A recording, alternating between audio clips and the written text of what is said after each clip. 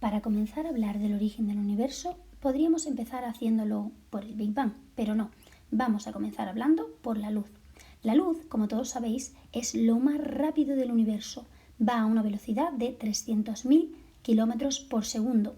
Un año luz, ¿qué será? Pues será la distancia que viaja esa luz en un año. ¿Qué tendrá que ver el origen del universo con la luz? Pues mucho.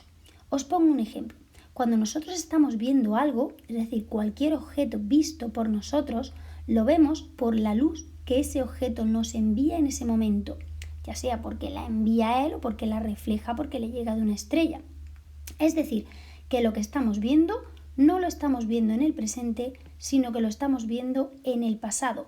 Es decir, por ejemplo, vosotros que ahora mismo estáis viendo esta pantalla, lo que estáis viendo parece que está en el presente, pero realmente ha tardado una mini fracción de segundo en llegaros a vosotros porque lo veis porque envía esa luz y la luz tarda un poquito de tiempo en llegaros.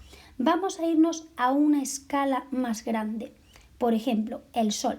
El Sol que creemos estar viendo ahora mismo no es el Sol de ahora mismo, es el Sol de hace 8 minutos. ¿Por qué? Porque la luz del Sol tarda en llegar a la Tierra 8 minutos. Por lo tanto, el Sol que vemos ahora es el de hace 8 minutos, viene del pasado. Y si ocurriera algo en el Sol ahora mismo, pues tardaríamos 8 minutos en verlo. Vámonos un poquito más lejos. Nuestra estrella más cercana, Próxima Centauri. Próxima Centauri está a 4 años luz de nosotros, a una distancia descomunal.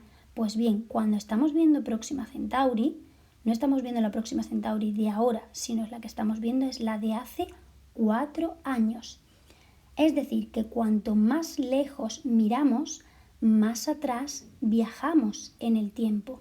Por ejemplo, si nos fuéramos a la galaxia Antena, que está muchísimo más lejos, está a 70 millones de años luz de nosotros, si la estamos viendo ahora mismo desde la Tierra, estaríamos viendo la galaxia Antena de hace 70 millones de años. Y al contrario, si estuviéramos viviendo en la galaxia Antena y estuviéramos viendo la Tierra, es decir, si viviéramos aquí y estuviéramos mirando hacia la Tierra, veríamos la Tierra de hace 70 millones de años. ¿Sabéis lo que eso significa? Que estaríamos viendo los dinosaurios, porque hace 70 millones de años los dinosaurios estaban vivos. La primera conclusión que podemos sacar de todo lo dicho anteriormente es que mientras más lejana es una galaxia, más ha estado viajando su luz, más tiempo ha estado viajando su luz hacia nosotros. Es decir, que cuanto más lejos esté una galaxia, más ha tardado la luz de dicha galaxia en llegar a nosotros y la imagen que estaremos viendo será más antigua. Y otra conclusión que podemos sacar es que midiendo lo que tarda la luz en llegar a nosotros, podemos averiguar la distancia a la que está dicha galaxia. Bien, una vez dicho esto, fijaros en esto. Esto es el espectro electromagnético. Bien, una galaxia que estuviera estacionaria frente a nosotros estamos en la Vía Láctea, pues bien, una galaxia que ni se acercara ni se alejara de nosotros emitiría unas ondas que estarían en el espectro verde. Si esa galaxia se estuviera alejando de nosotros, las ondas se ampliarían, lo tenéis aquí. Aquí las veis más chiquititas y aquí las veis que se están agrandando, se amplían. Es decir, hay un desplazamiento hacia los tonos más rojos. Eso se llama desplazamiento hacia el rojo. Si una galaxia se alejara, tendría un corrimiento hacia el rojo. Y al contrario, si una galaxia o un objeto se acercara, veríamos un desplazamiento del espectro electromagnético hacia el azul y las ondas se comprimirían. Es decir, si una galaxia se acercara, las ondas estarían más cerquita unas de otras, se comprimirían, corrimiento hacia el azul, y si una galaxia se aleja, las ondas estarían más separaditas y habría un desplazamiento hacia el rojo. Lo veis aquí también. Hacia el azul se comprimen, se acerca y aquí se amplían, hacia el rojo se aleja. Bien, una vez dicho esto, tenemos que decir lo siguiente, que si medimos el corrimiento del espectro de una estrella, podemos saber si se acerca o se aleja de nosotros. Esto ya lo he dicho anteriormente. Una vez que se ha medido, se ha visto que en la mayoría ese desplazamiento es hacia el rojo, lo que indica que el foco de la radiación se aleja. ¿Esto cómo va a ser interpretado? Pues como una confirmación de la expansión del universo. Fijaros, todavía no hemos hablado del origen del universo y ya estamos teniendo pruebas de que si las galaxias se están alejando, probablemente sea porque el universo se esté expandiendo. Y aunque en un principio parece que las galaxias se alejan de la Vía Láctea en todas las direcciones, dando la sensación de que nuestra galaxia es el centro del universo, realmente no es así. Este efecto es consecuencia de la forma en la que se expande el universo. Un símil lo tenéis aquí, el ejemplo del globo. Es como si la Vía Láctea y el resto de la galaxia fuesen puntos situados sobre la superficie de un globo. Al inflar el globo, fijaros lo que pasa. Si nosotros inflamos el globo, todos los puntos se alejan de nosotros. Pero si cambiamos nuestra posición a cualquiera de los otros puntos y realizáramos la misma operación, observaríamos exactamente lo mismo. Es decir, que si nosotros estamos aquí y vemos que todos los puntos se alejan, si nosotros estuviéramos aquí, también veríamos que los otros puntos se alejan y también podríamos pensar que somos el centro del universo, cosa que sabemos pues que no es así. ¿Qué conclusión sacamos de todo esto? Pues que el universo se expande, o dicho de otra manera, que el universo al expandirse estira las longitudes de onda y las vuelve más rojas. Y dicho todo esto, vamos a explicar ya cómo fue el origen del universo.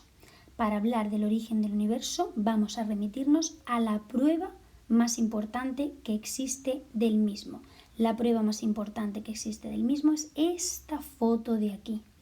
Esta foto de aquí fue tomada en 1965 por Penzias y Wilson, que además la obtuvieron de una manera un poco casual, y cuando ya averiguaron lo que era, pues se les dio el premio Nobel, y ahora entenderéis por qué.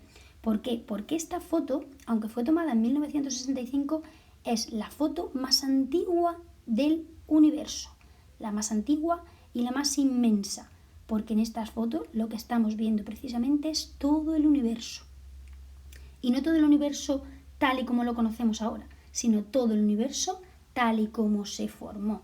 Bueno, seamos estrictos, no es una foto del universo en el momento que se formó, sino que es una foto del eco de la creación del universo, del eco de las cenizas, de la reminiscencia que quedó del origen del universo. Y ahora explicaremos por qué no se puede tener una foto exacta de ese origen del universo.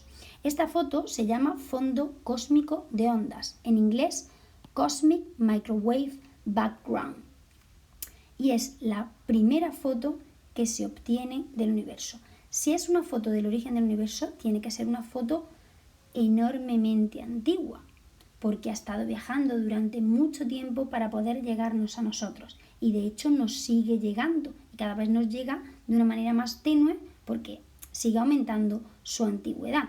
De hecho, si intentáramos obtener una foto más antigua que esta, no podríamos, es la foto más antigua del universo. Si la observamos detenidamente, vemos puntitos rojos, puntitos azules, verdes, amarillos. ¿Cuáles serían los que tendríamos más lejanos? Pues aquellos que tienen el corrimiento hacia el rojo. ¿Cuáles tendríamos más cercanos? Aquellos que tienen el corrimiento hacia el azul.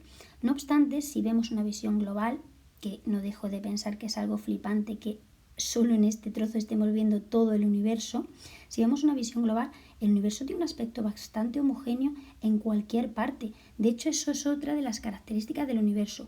Cualquier científico que apunte su radiotelescopio para coger este fondo cósmico de microondas en cualquier región del planeta Tierra va a obtener siempre la misma imagen. Eso significa que regiones del universo que aparentemente nunca tenían que haber interactuado entre sí, porque imaginaros esta parte de aquí con esta parte de aquí, puede no tener nada que ver, no haber estado nunca en contacto, sin embargo tienen exactamente el mismo aspecto. Es decir, que tenemos un universo que es homogéneo. Por lo tanto, ya tenemos dos pruebas de cómo es el universo. La primera es que se está expandiendo y la segunda, que es homogéneo.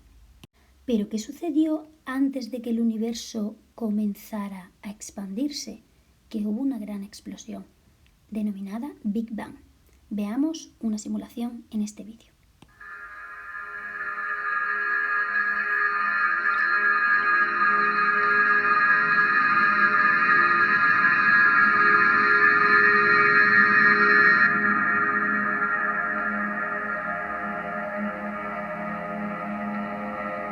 Bonito, ¿verdad? Pues esto sucedió hace 13.800 millones de años, pero no es tan sencillo como una simple explosión. Veamos qué sucedió. En el Big Bang vamos a observar diferentes fases. Después de una explosión de un punto en el que está contenido todo, el espacio, la materia, el tiempo, la energía, vamos a encontrarnos con que eso se expande como el símil del globo que os he puesto anteriormente. Va a ocupar más espacio, se crea ese espacio-tiempo que antes no existía. Eso en un principio va a ocurrir de una manera muy rápida. Estoy hablando solo de una microfracción de segundo. En esa microfracción de segundo todo se expande 1000 millones de veces más, según la teoría de la inflación. Y en los 3 minutos siguientes empiezan a juntarse los neutrones y los protones y formar los primeros núcleos de átomos. Pero ojo, justo después de esos 3 minutos, esa expansión y ese enfriamiento del universo ya comienzan a ser muchísimo más lentos. Y esta lentitud va a durar 380.000 años. 380.000 años en los que, ¿por qué todo va tan lento? Todo va tan lento porque después de esa inercia de expansión de la explosión inicial, queda una densidad que todavía es muy alta. Una densidad en la que la luz no es capaz de atravesarla. Nos encontramos con electrones, que sabéis que es lo que está por fuera de los átomos, y protones, que es lo que está en el núcleo, que están intentando juntarse para formar átomos, pero los fotones, los mismos fotones que son partículas de luz, se lo están impidiendo. Algo así como que una pareja se quiere juntar y hay otra persona ahí que no les deja juntarse. Todo esto durante 380.000 años, en las que como consecuencia vamos a tener dos cosas. Primero, que no se va a formar la materia en sí porque todavía no tenemos átomos. Y segundo, que los fotones que están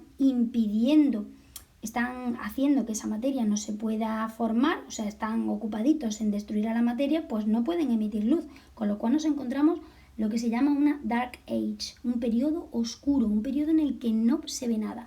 ¿Recordáis que os he dicho que no había foto del origen del universo? Es debido a este periodo oscuro. Ahora lo vamos a ver posteriormente en una fotografía en la que se vislumbra bastante bien. ¿Pero qué sucede después de esos 380.000 años? Que la densidad ya no es tan alta y los electrones y los protones comienzan a poder juntarse y a poder formar esos átomos de materia, porque estos fotones ya, al ser la densidad más baja, van perdiendo energía.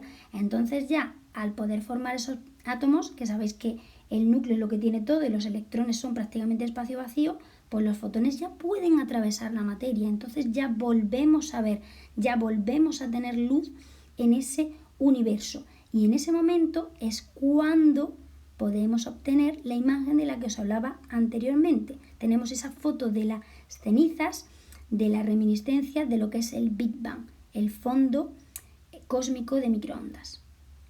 ¿Y qué pasa con la materia una vez formada? Pues una vez formada actúa sobre ella la fuerza de la gravedad y comienzan a formarse todos los cuerpos celestes que podemos encontrar en el universo.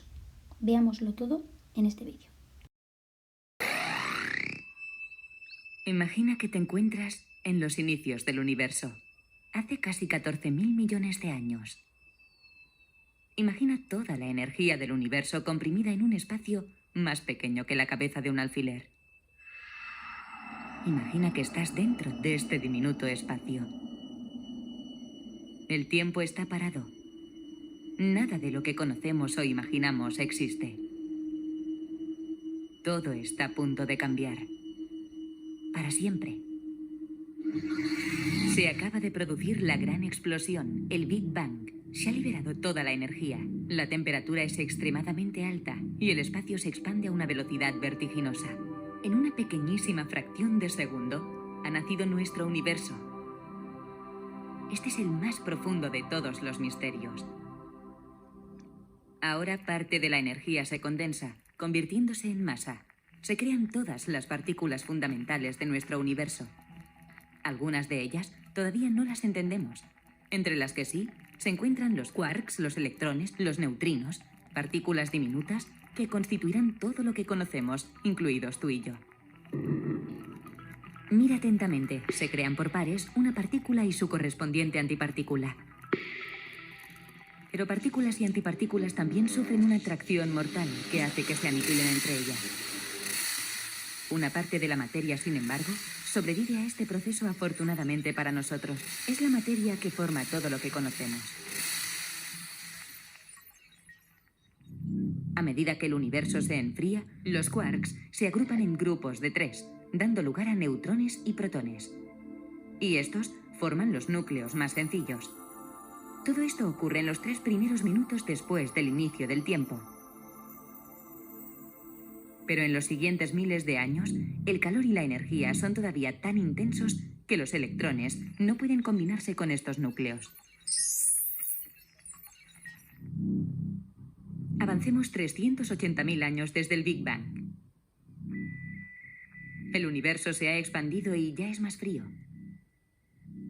Ahora los electrones envuelven los pequeños núcleos, dando lugar a los primeros átomos sencillos, los de hidrógeno y helio. Y una vez creados los átomos, las partículas de luz ya pueden atravesar el espacio sin impedimento alguno. Lo que hasta ahora era una niebla densa de partículas que colisionaban entre ellas, de repente se hace visible. Hágase la luz. Esta primera luz puede observarse aún en forma del llamado fondo cósmico de microondas, una huella dactilar permanente del universo. Continuemos nuestro viaje, avanzando unos cuantos centenares de millones de años. Ahora la fuerza de la gravedad hace que las nubes de hidrógeno y helio se contraigan, provocando reacciones nucleares. Por todos sitios empiezan a nacer las primeras estrellas. Algunas de ellas son muy masivas. Agotan su combustible y colapsan. En el silencioso espacio, explotan las primeras supernovas gigantes.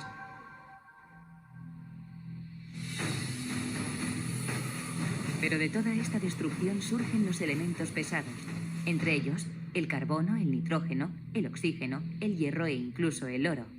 Son los elementos que formarán los planetas y serán las semillas que darán lugar a la vida. Generaciones y generaciones de estrellas viven y mueren. Nuestro universo, antes increíblemente denso y caliente, es ahora frío y está prácticamente vacío. Después de 9.000 millones de años, en el brazo espiral de una galaxia distante, se está empezando a formar una cosa muy importante. Aquí, en este espacio infinito, entre millones de galaxias, hay un sistema solar.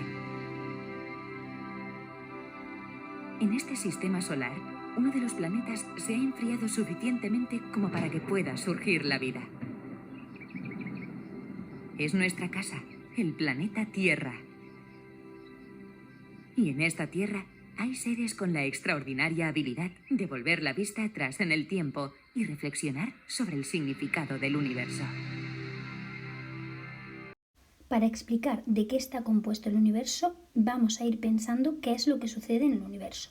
Bien, lo primero que sabemos en el universo es que el universo se está expandiendo, intenta aumentar la distancia entre 2 puntos cualquiera del espacio.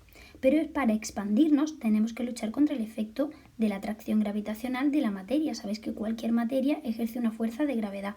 Por tanto, el universo se expande, pero la materia tiene tendencia a acercar las cosas. Entonces, ¿qué es lo que está pasando? Pues la expansión del universo sabemos que no está disminuyendo su ritmo. Como hemos dicho, las galaxias se están alejando, tienen ese corrimiento frente al rojo. Por lo tanto, sabemos que se está acelerando.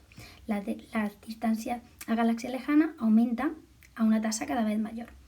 Esto, en el contexto de la relatividad general de Einstein, no es posible si el universo solo contiene materia, porque si solo contuviera materia, todo tendería a acercarse por la fuerza de la gravedad.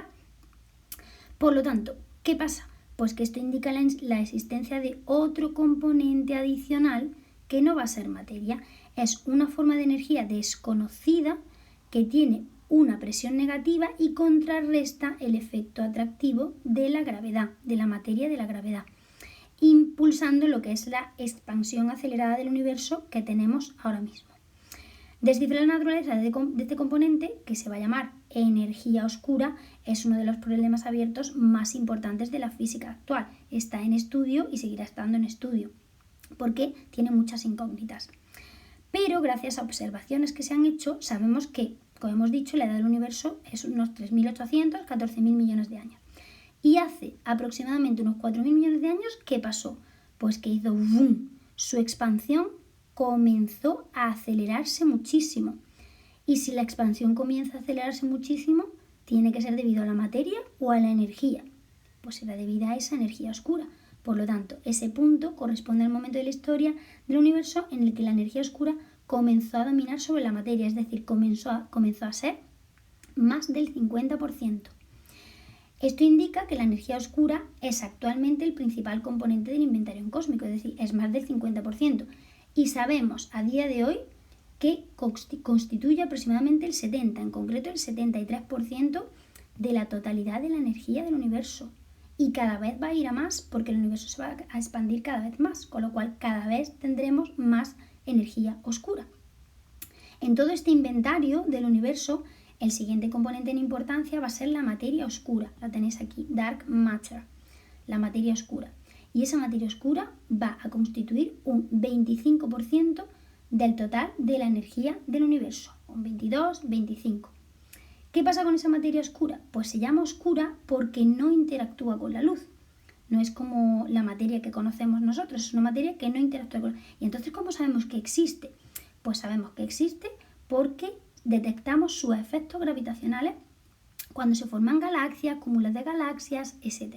O sea, sí, lo que es la alteración gravitacional por el hecho de ser materia sí se detecta, pero no interactúa con la luz. Y ahora os preguntaréis, bueno, ¿y esta materia qué hace? Pues esta materia oscura hace lo mismo que la materia común. Esta materia común, hecha de átomos, fijaros que poquitos somos menos del 5% del total de la energía del universo. Pero tanto esta materia oscura como el resto de la materia conocida, todas contribuyen a desacelerar la expansión del universo. Es decir, tienen un efecto contrario a lo que es la energía oscura. Pero como he dicho, la energía oscura tiene tendencia a aumentar y esta parte de aquí tiene tendencia a disminuir porque el universo se está expandiendo. Y una vez explicado todo esto, podemos entender ya perfectamente esta imagen. En esta imagen vemos la evolución del universo desde su origen, el punto número 1, que sería el Big Bang, hasta el día de hoy. Lo primero que sucedería sería esto, hace unos 13.800, 14.000 millones de años, seguida de un periodo de inflación cósmica en el que todo se expandió de una manera vertiginosa en una microfracción de segundo, pero que luego dejó una densidad tan alta que dio lugar a lo que se le denominó la Dark Age o Edad Oscura, que como sabéis ya duró 380.000 años. Después de ese periodo de inflación fue cuando tenemos la radiación de microondas de fondo, del fondo de microondas cósmico, que es esta imagen de aquí, que como hemos dicho es la imagen más antigua que puede existir. Después de la edad oscura, luego ya cuando la materia comenzó a poder juntarse y los fotones poder atravesarla, vino otra vez la edad en la que ya hubo luz y en el que ya los fotones podían atravesar la materia y entonces ya todo comenzó a formarse, lo que eran las estrellas, las galaxias, los planetas, todo tal y como lo conocemos a día de hoy. Pero hay que tener en cuenta que aunque todo empezara a formarse ya por ese efecto de la fuerza de la gravedad, la mayoría del espacio, como hemos dicho, es espacio vacío. Y ese espacio vacío está salpicado bien de polvo, estrellas, agujeros negros, galaxias, planetas, satélites, etc. Y aquí está el punto de inflexión del que hemos hablado anteriormente. Hace 4.000 millones de años la energía oscura comenzó a dominar por encima de la materia oscura. La materia oscura frenaba esa aceleración, pero cuando la energía oscura comenzó a dominar, esa aceleración ¡boom!, se expandió y a día de hoy pues está expandiendo mucho más rápido lo que es la aceleración en la expansión propiamente dicha del universo. No obstante, aunque la teoría de la inflación cósmica es la más aceptada de todas, hay otras teorías que conviene tener en cuenta, que también son secundadas por científicos de renombre. Comenzamos con la teoría de la cosmología cíclica conformada. Esta teoría dice que el universo son una sucesión de etapas a las que denomina eones, donde cada eón comienza con un Big Bang, esto sería un eón y esto otro, pues cada eón comienza con un Big Bang y avanza hacia un futuro interminable en el que el universo se expande a un ritmo acelerado. Cuando ese universo termina de expandirse por completo, comenzaría el eón siguiente. Esta teoría está íntimamente relacionada con la teoría del gran rebote, donde el Big Bang se considera simplemente la sucesión del colapso del universo anterior. Es decir, cuando la expansión de un universo anterior colapsa, ocurre un Big Bang y comienza el universo siguiente. Otra teoría muy conocida es la del universo espejo. Esta teoría de Turok dice que en el Big Bang no solo se originó nuestro universo, sino que al mismo tiempo se originó un universo espejo donde rige las mismas leyes de la física pero a la inversa. Es decir, sería un antiuniverso donde el tiempo corre hacia atrás y lo dominante es la antimateria. Esto tenía sentido para cumplir con la simetría, es decir, que si cada materia tiene su antimateria y al juntarse se destruyen, debería de haber un universo para la materia y otro universo para la antimateria. Y por último tenemos la teoría de Stephen Hawking y de Hertog del multiverso, que dice que en el mismo momento del Big Bang se formó como un vasto y complejo holograma en el que iban a existir universos muy similares al nuestro. Es decir, que no solo habría un universo, sino que habría muchos universos. Serían los denominados universos paralelos. Dado que tanto la energía oscura como la materia oscura son los componentes esenciales y mayoritarios del universo y son fundamentales para conocer el funcionamiento del mismo, vamos a ver dos vídeos breves que nos explican un poquito mejor qué es la energía oscura y qué es la materia oscura. Seguro que has oído que el universo se está expandiendo.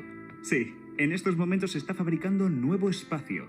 En concreto, a cada segundo que pasa, 1 kilómetro se amplía unos femtómetros, aproximadamente el tamaño de un protón. Puede parecer muy poco, pero con el tiempo acaba notándose. Y el universo es muy viejo. Hoy sabemos que lleva expandiéndose 13.700 millones de años. La cuestión es, ¿por qué? ¿Es la expansión una reliquia del Big Bang? ¿O hay un motor que lo sigue empujando? Si no hay motor, la atracción gravitacional entre las galaxias debería frenar la expansión poco a poco, desacelerándola. Pero, ¿qué sucede realmente? Para averiguarlo, los cosmólogos trataron de medir la distancia a la que se encuentran galaxias muy lejanas. Veréis, cuanto más lejos está un objeto brillante, menor es su luminosidad aparente. Es lógico, la luz que emite se difunde mucho más y no nos llega tanta. Así que si la expansión está desacelerando, las galaxias deberían aparentar ser más brillantes que si la expansión no frenara, pues la luz se difunde en una superficie menor al estar más cerca de nosotros.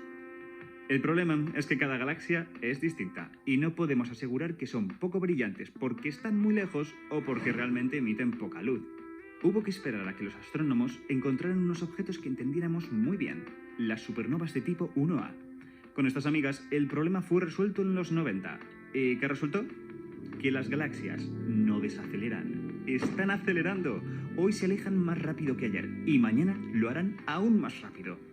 Es asombroso. ¿No debía desacelerar por el efecto atractivo de la gravitación? ¿O será que no entendemos la gravitación a grandes distancias? Desde luego, este comportamiento habría dejado a Newton boquiabierto, pero por suerte podemos encajarlo en la teoría de la gravitación de Einstein, nuestra forma actual de entender la gravedad. En la visión de Einstein, el espacio-tiempo es un ente dinámico, que está determinado por la densidad y el tipo de energía que contiene. ¿Es posible que el espacio se expanda aceleradamente en la teoría de Einstein? La respuesta es que sí, siempre que tengamos un tipo de energía que ejerza como motor, que apenas se diluya con la expansión y que domine la energía total del universo. A este tipo de energía se la denomina energía oscura. Como la energía oscura no se diluye, a diferencia de la energía contenida en partículas y radiaciones, acaba dominando a la larga. Cuanto más grande se hace el universo, más hay. La energía oscura ya domina desde hace unos 7.000 millones de años y hoy es el 70% de toda la energía contenida en el universo. Pero por enigmática que parezca la energía oscura, resulta que se parece a algo que ya conocemos. Tenemos mucho camino por delante. Espero que nos dé tiempo, antes de que la energía oscura nos desgarre a todos. Espera, ¿no os había contado eso? No os preocupéis. Si sucede, aún queda mucho para eso. El universo, sorpresa, está lleno de cosas. Y estas cosas se resisten a ser vistas, al menos con un telescopio sencillo. El cosmos no solo emite luz visible, también emite infrarrojos, ultravioletas, microondas, rayos gamma. De todos los rincones del universo nos llega radiación electromagnética. Si sabes captarla, puedes ver lo que hay oculto. Pero, para colmo, esto no es suficiente. Sigue habiendo un montón de cosas que están ahí y no conseguimos observar. Pero, ¿cómo sabemos de primeras que existen? Porque por muy invisibles que sean, la gravedad les delata. Basta con ver cómo rotan el gas y las estrellas de las partes más externas de las galaxias. La ley de gravitación de Newton nos cuenta que su velocidad de giro debería disminuir cuanto más alejadas estén del núcleo galáctico. Pero esto no es lo que observamos. La velocidad de rotación parece no cambiar. Algunos científicos pensaron que la manera en la que entendemos la gravedad estaba mal y había que ajustarla. Sin embargo, otros pensaron que, tal vez, las galaxias no son tan pequeñas como las vemos, sino que están rodeadas de un halo inmenso, 9 veces más masivo, una prolongación invisible cuya enorme masa cambiaría la forma en la que los objetos rotan en la galaxia. Esta idea tomó fuerza a la luz de otras pruebas. Inexplicables movimientos galácticos, lentes gravitacionales donde no hay materia visible, incluso se ha visto su huella en el fondo de radiación de microondas. Todo apunta a la existencia de algo que llena el universo, que ejerce una influencia gravitacional a su alrededor, pero que no somos capaces de ver. A este algo se le llama materia oscura. Ah, y atención, es importante no confundir la materia oscura ni con la energía oscura ni con la antimateria. Son tres cosas totalmente distintas. ¿Qué es la materia oscura? Veamos qué conocemos sobre ella. Sabemos que es eléctricamente neutra y oscura. Es decir, no interactúa con las ondas electromagnéticas, ni las absorbe ni las emite. Sabemos que es estable, o sea, perdura en el tiempo, y que es fría, no se mueve a velocidades cercanas a la de la luz. Bueno, y una vez que hemos explicado tanto el origen como la composición del universo, vamos a centrarnos en lo que vemos. Cuando miramos una foto del universo, lo que vemos fundamentalmente es espacio vacío, que aparentemente está vacío, pero que en él se encuentra situada tanto la energía oscura como la materia oscura de las que os he hablado antes y que son los componentes mayoritarios del universo. Y luego lo que ya vemos serían lo que es la materia común, ese pequeño porcentaje, menos del 5% del universo, que compone lo que nosotros creemos que es lo más importante, pero que en realidad es el mínimo componente: galaxias, estrellas, planetas, satélites, etc. Lo que vemos brillar son cúmulos de galaxias. ¿Por qué los vemos brillar tanto? Pues porque las galaxias son agrupaciones de estrellas. Las galaxias brillan más en su interior porque tienen en su interior una mayor concentración de estrellas y brillan un poquito menos en la periferia porque ahí hay menor concentración de estrellas. Las galaxias se pueden unir en agrupaciones de galaxias llamadas cúmulos de galaxias. Todo esto serían cúmulos de galaxias. Ahora bien, ya centrándonos en solo una galaxia, podemos observar distintos tipos de galaxias. Normalmente las galaxias giran en torno a su centro, adquiriendo esta forma, una forma más o menos elíptica, espiral cuando empiezan a adquirir brazos, o espiral barrada cuando ya ese número de brazos se reduce a prácticamente 2. Pero a veces las galaxias las vemos con una forma irregular. Se cree que esa forma irregular de las galaxias puede ser porque tienen un elemento gravitacional cercano que las distorsiona. No obstante, dentro de las galaxias, ¿qué nos vamos a encontrar? Nos vamos a encontrar dos cosas: estrellas y nebulosas. Las estrellas son lo que más brillan, son concentraciones de hidrógeno que se está transformando en helio por una reacción de fusión nuclear. Y las nebulosas brillan un poquito menos, son nubes de polvo y gas. Aquí tenéis una foto donde se ve una nebulosa muy bonita.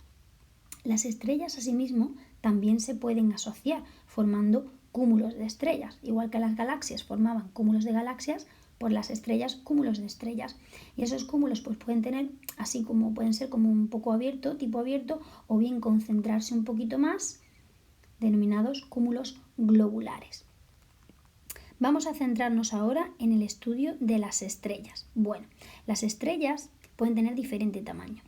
Una estrella de tamaño como el Sol, que la veis aquí, a medida que va consumiendo su combustible, que es el hidrógeno, y se va transformando en helio, nosotros ahora mismo estamos en la mitad de la vida del Sol, o sea, todavía el Sol tiene unos 4.500 millones de años, pues le quedan otros 4.500 millones de años.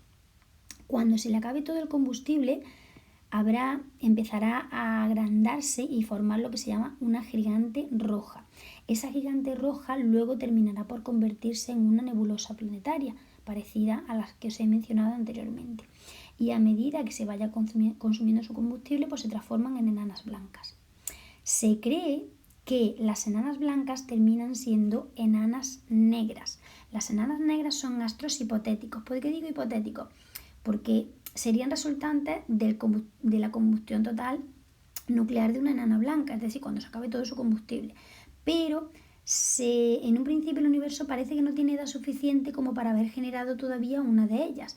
Y como no emiten luz, no se pueden ver, solamente se pueden detectar por su efecto gravitatorio. Y actualmente pues todavía no se han detectado lo que son enanas negras.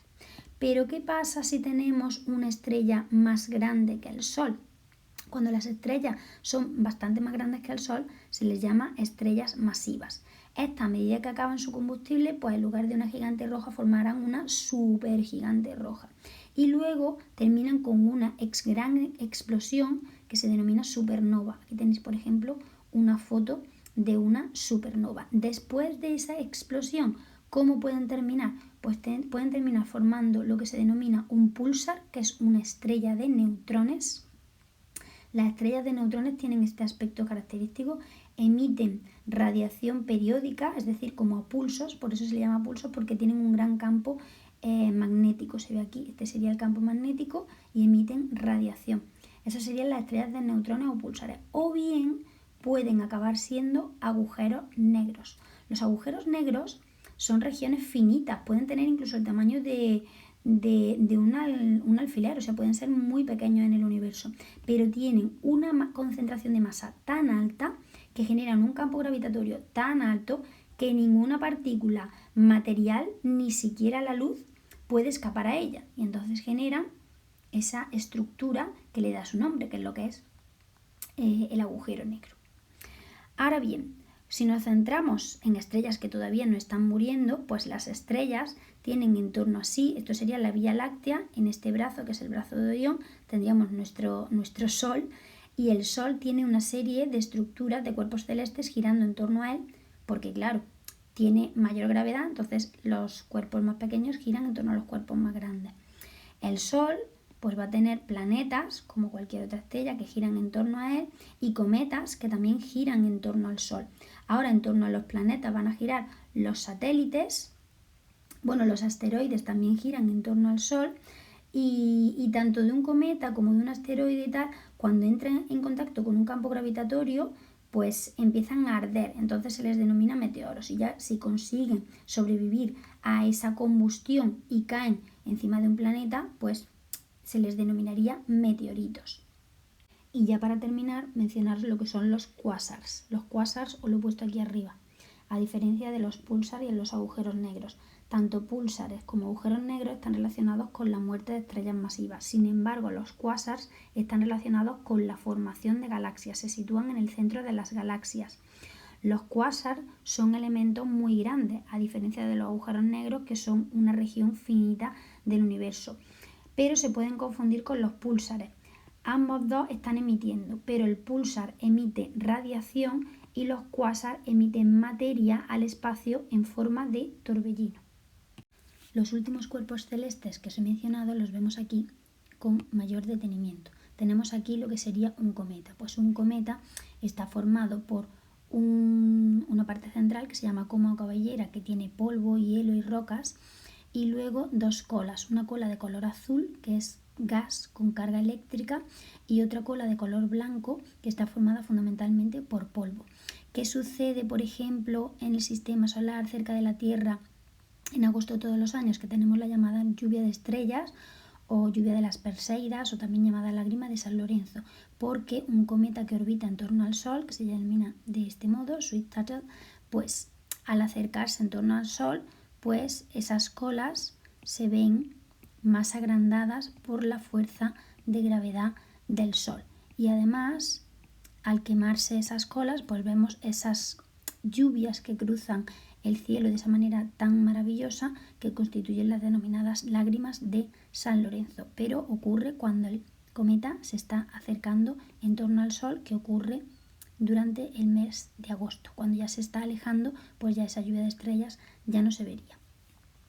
Luego, ¿qué sería un asteroide y un meteoroide? Porque son muy parecidos, pues el único que se diferencia es en el tamaño. Son dos cuerpos celestes que orbitarían también en torno al Sol. Aquí estamos viendo lo que es el cinturón de asteroides, que lo vamos a ver también posteriormente. El asteroide es una roca, y el meteoroide es una roca que es más grande que un grano de polvo, pero más pequeña que un asteroide y se le llama de otra manera meteoroide. Ahora bien, tanto un asteroide, un meteoroide o un resto de la cola de un cometa y tal, cuando entran en contacto con la atmósfera terrestre empiezan a arder. En el momento que empiezan a arder reciben el nombre de meteoro. Y ahora, si durante ese periodo de combustión consigue sobrevivir un trozo de ese elemento y caer sobre la Tierra, entonces es cuando se le llama meteorito. Fijaros que los meteoros y las estrellas fugaces son lo mismo. Nosotros vemos en agosto la lluvia de estrellas porque hay una gran concentración de material de dicho cometa que se acerca a nosotros, pero podemos ver una estrella fugaz en cualquier otro momento del año. Ya no tiene por qué estar relacionada con este cometa, sino que puede estar relacionada pues, con un asteroide o con un meteoroide.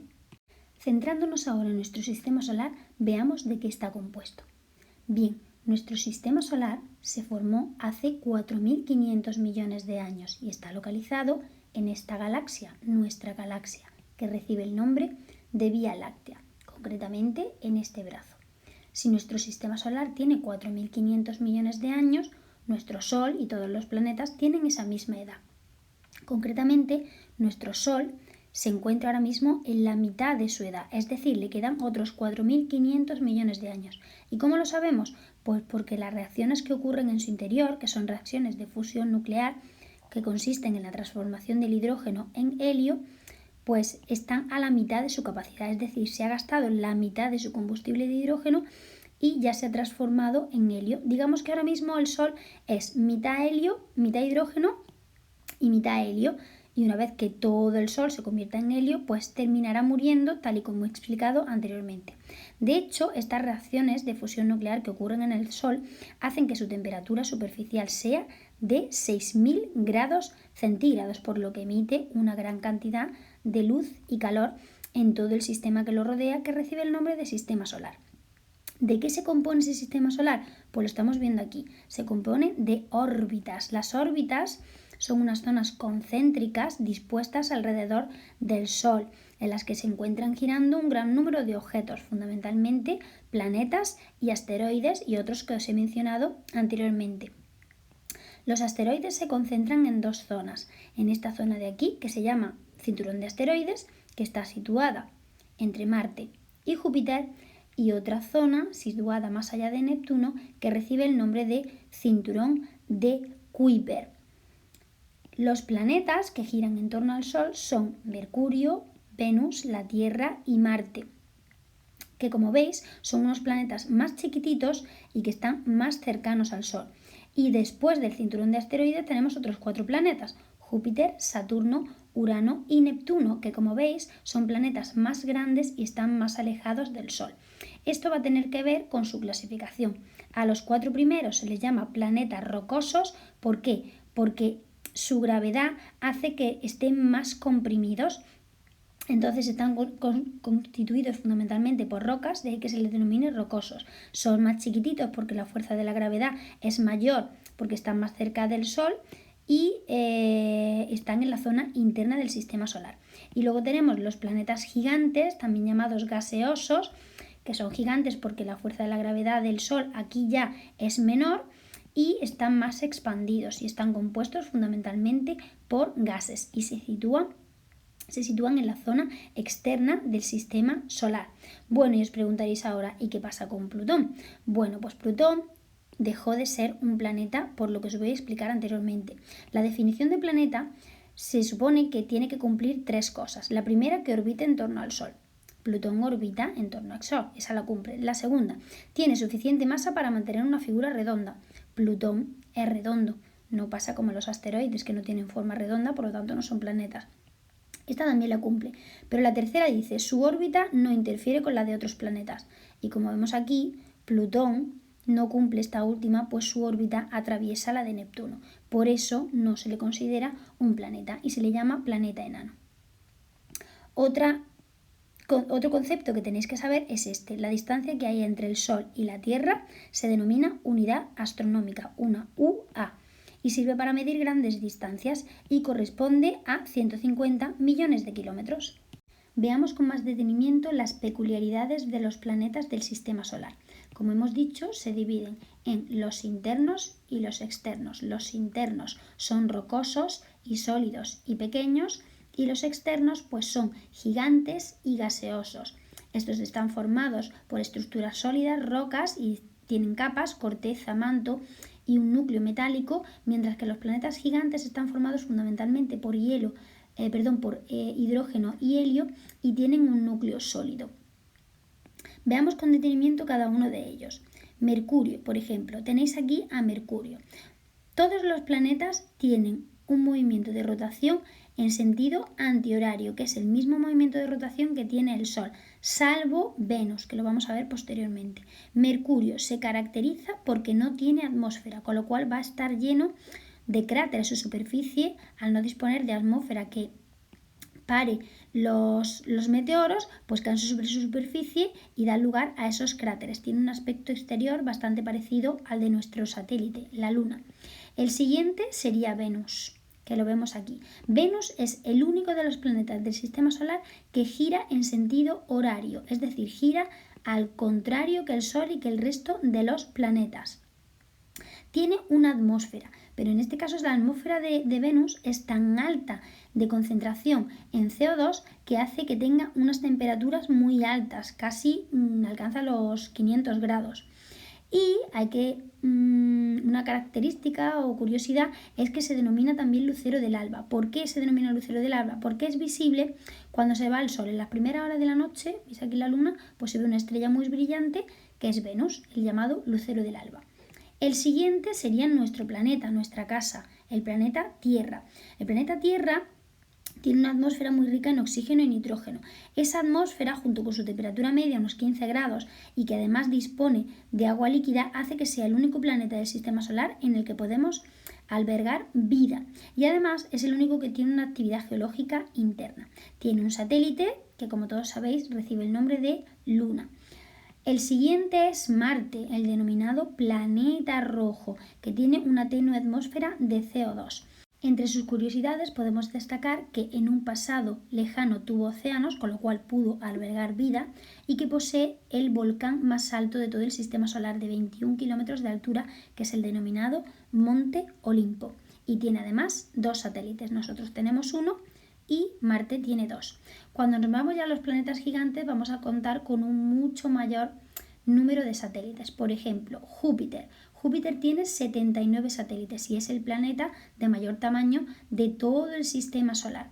Júpiter emite calor interno, de hecho, emite más calor del que recibe.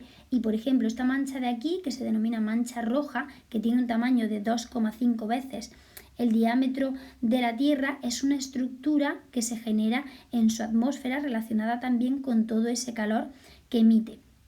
La mayor curiosidad que posee Júpiter es, por ejemplo, que uno de sus 79 satélites, concretamente el satélite Europa, posee bajo su superficie agua líquida. Europa, sería el mejor candidato del sistema solar para poder albergar vida extraterrestre, es decir, vida fuera de la Tierra. Continuamos con Saturno, que es el planeta de los anillos. Bueno, Saturno es el que más satélites tiene 82 satélites. Tiene una atmósfera con unos vientos huracanados de 1.600 km por hora. Esos vientos son los que hacen que aparezcan bandas en su superficie. El anillo que lo rodea, o anillos, están compuestos de hielo, de polvo y de rocas. Continuamos con Urano. Urano tiene el eje de rotación completamente inclinado y aunque gira en sentido antihorario, parece que está girando como si fuera una rueda.